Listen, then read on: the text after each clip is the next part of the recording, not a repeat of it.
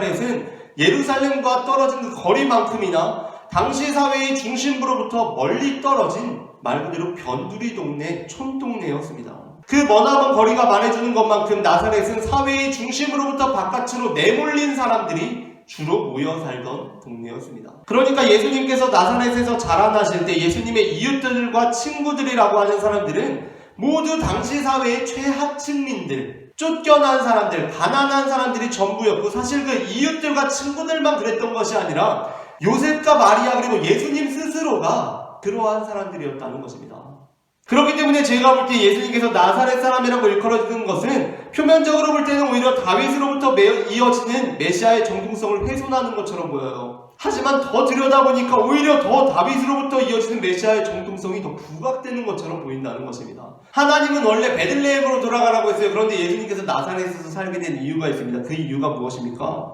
그 이유는 바로 요셉이 무서워했기 때문입니다. 하지만 여러분, 여기에서 하나님께서 보이시는 방법이 중요합니다. 그래서 하나님께서 어떻게 하십니까? 하나님께서 요셉아 두려워하지 말아라. 내가 너와 함께 하겠다. 담대하게 베들레헴으로 가라. 라고 하신 것이 아니라 어떻게 하십니까? 그래? 무섭구나.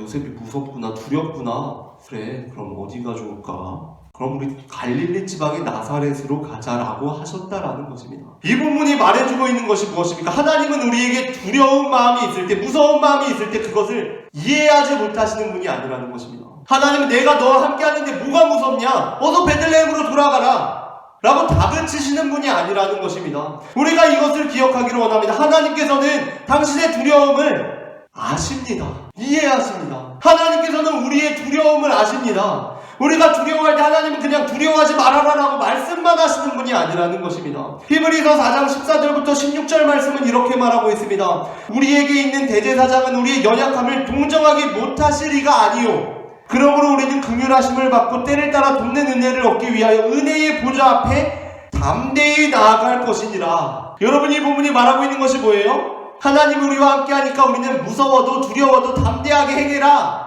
무서워도 두려워도 그 일에 담대하게 나아가라는 것이 아니에요. 뭐예요? 무서운 일에 두려운 일에 담대히 나아가라는 것이 아니라 긍휼하심을 받고 때를 따라 돕는 은혜를 얻기 위하여 은혜의 보좌 앞에 담대히 나아가라는 것입니다.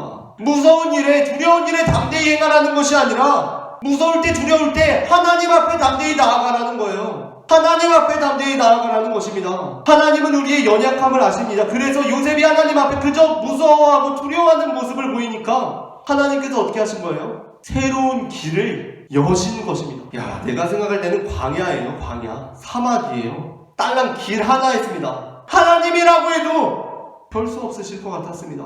남더러지 같은 곳에 구름다리 하나 있고 자 걸어가라, 내가 함께할게, 담대해라 라고 하시는 것 같았습니다.